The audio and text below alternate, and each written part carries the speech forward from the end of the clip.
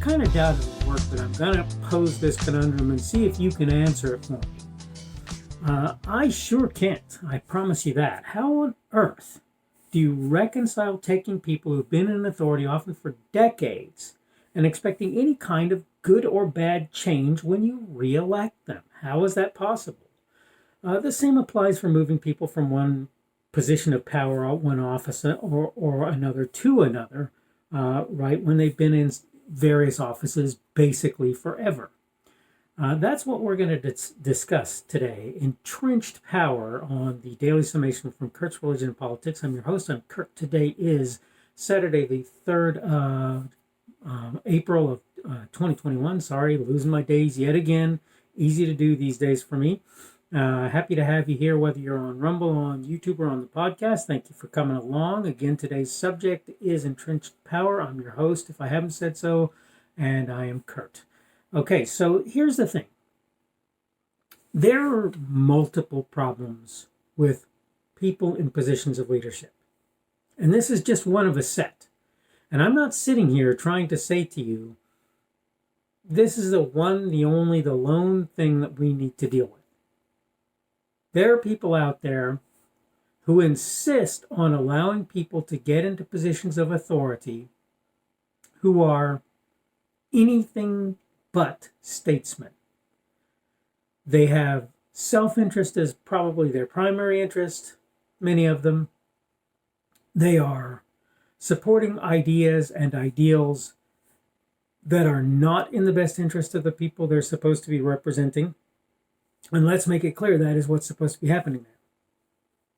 But look, if you take a person and you put them in an office or allow them, they go through the process of getting themselves into office.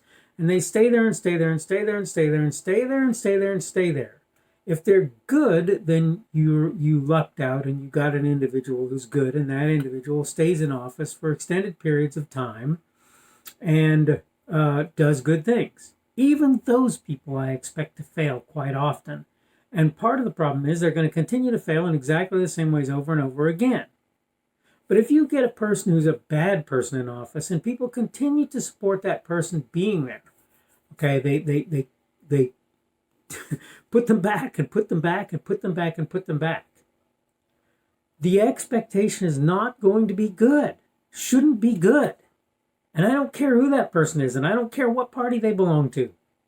If a person comes back and back and back and back and back into power and people continue to elect them, it's going to be a broken record, skipping in exactly the same spots every time that individual does anything, right? Or does particular things, whatever things that they fail at. Like I say, if they happen to be good people, I suppose you could argue that that's a good thing. But let me just point something out. Even among the good people, there's a tendency to go rotten over the course of time. The reason people suggest things like term limits, the reason we allow a president to have 2 terms these days, is because we know that the individual in question can be expected to fail at some point if they're not just plain bad from the outset. I could go into naming names, and it wouldn't even be hard. And many of them are Democrat, but let's face it, some of them are Republican, and they've been in power for a very long time. And they've been doing the same things over and over again, and quite frankly, they are entrenched in their positions, and they feel it's just perfectly fine for them to continue to do the things that they've been doing all this time, whether those things are reasonable, proper, acceptable, or not. They don't care, people. They're not looking at the constituency and going, oh, I have to worry about this. To begin with, what constituency do they have to worry about? Their own. So if they came in from California, for example, do they have to worry about what this boy in Arkansas says about them? No, they don't have to worry about that. I'm not the guy who's going to boot him out of office. I have no authority to do that, right? So when you've got a person who's in Oregon or California or Washington, D.C., well, and of course we're talking about not, you know what I'm saying. Washington, D.C. not being a state, you can't really talk about representation from Washington, D.C. as such. right? Whether it's Virginia or Maryland or whatever. But my point is, if I'm in Arkansas and somebody in California decides that they're going to do a particular thing, and the people in California decide they're a wonderful human being who needs to stay in power in perpetuity, there is absolutely nothing I can do to keep that person from getting in power. And I've cited this before, but I'm going to do it again because it's so important. It's so important. There literally was this survey done, and I'm starting to be of a mind with Dan Bongino and hate the word literally because I use it too much and it's not really helpful. But there was this survey done, and basically it asked people this question. You have these people who are in power and they've been in power for a very long time. Should they be term limited out? You know what people said? Yep. Yeah, they should. Then they asked those same people another question. Same survey, right? And they asked these people another question. What did they ask them? They asked them, what about so-and-so who is in your district, who you vote in time after time? Oh, no, they shouldn't be term limited out. So maybe term limitations on those people in those people's minds is not a great idea. And my answer to that is, but the problem is you have a choice. You either keep that person in your area and allow other people to do likewise, or you tell people you've got thus amount of time and you're done.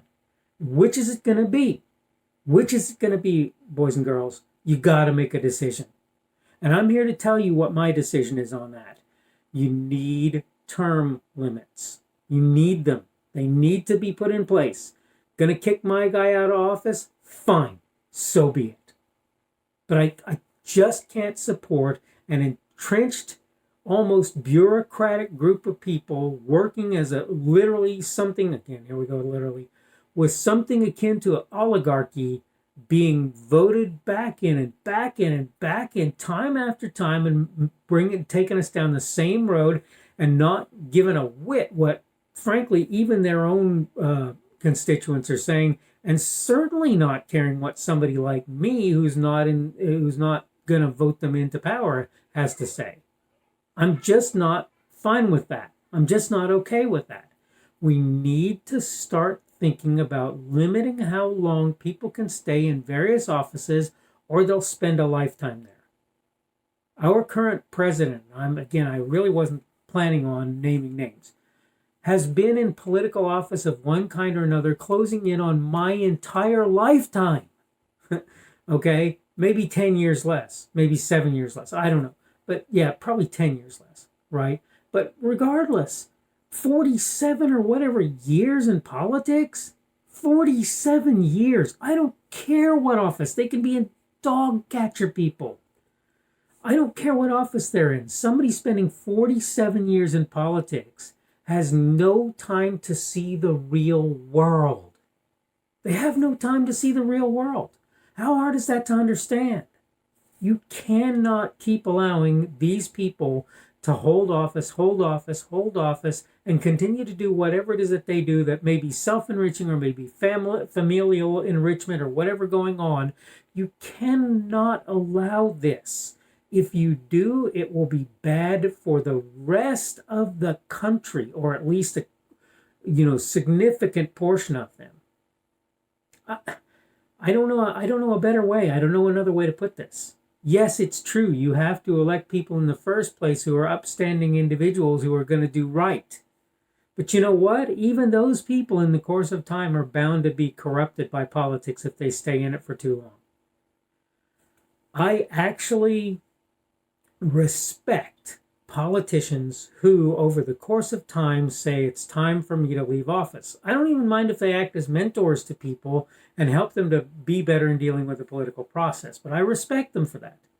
We need to stop letting people stay in office for decades. We need to stop it. All right, I need to go ahead and wrap this up now. You may have heard my son in the background. If you did, I'm sorry if it bothers you. It doesn't really bother me. That's one of the things about it. Today, as I've said, is Saturday, the 3rd of April of 2021, and we have talked today about entrenched power. Tomorrow, we're going to discuss the idea of losing trust, and that's not just something that other people do, but something that I have done with individuals And I regret it.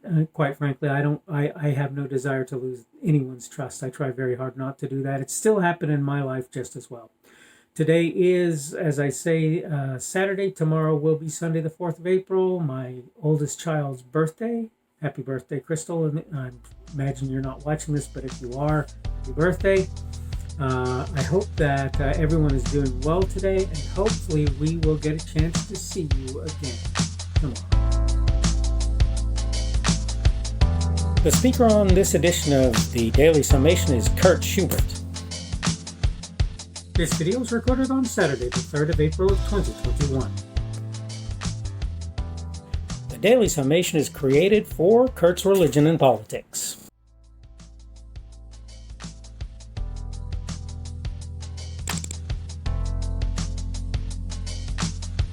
Thanks for watching this edition of the Daily Summation from Kurt's Religion and Politics. I hope you found it entertaining or instructional, or maybe both. If you want to see more from me, you can go to blogs.kpschubert.com. That's blogs.kpschubert.com. I am on Twitter, Parler, and Minds.com. My handle on each of those is @kpschubert. That's @kpschubert. I have a Rumble and a YouTube channel. They are the Kurt's Religion and Politics channels on Rumble and YouTube. I have a Facebook page. The Facebook page is Kurt's Religion and Politics as well. I am on Patreon. If you want to support me, that's one of the better places you can do that. And you will find me at Kurt's Religion and Politics on Patreon. I have a podcast. The podcast is podcasts with an S. .kpschubert.com. That's podcasts.kpschubert.com. I think you should be able to find me with relative ease on Apple Podcasts, Google Podcasts, and Spotify as well. The best way I find to do that is to look for Kurt's Religion and Politics. You can try to use the Daily Summation. I find that it doesn't work as well as a general rule, but you can always try that. I'm glad to have you aboard today, and hopefully we will see you again tomorrow.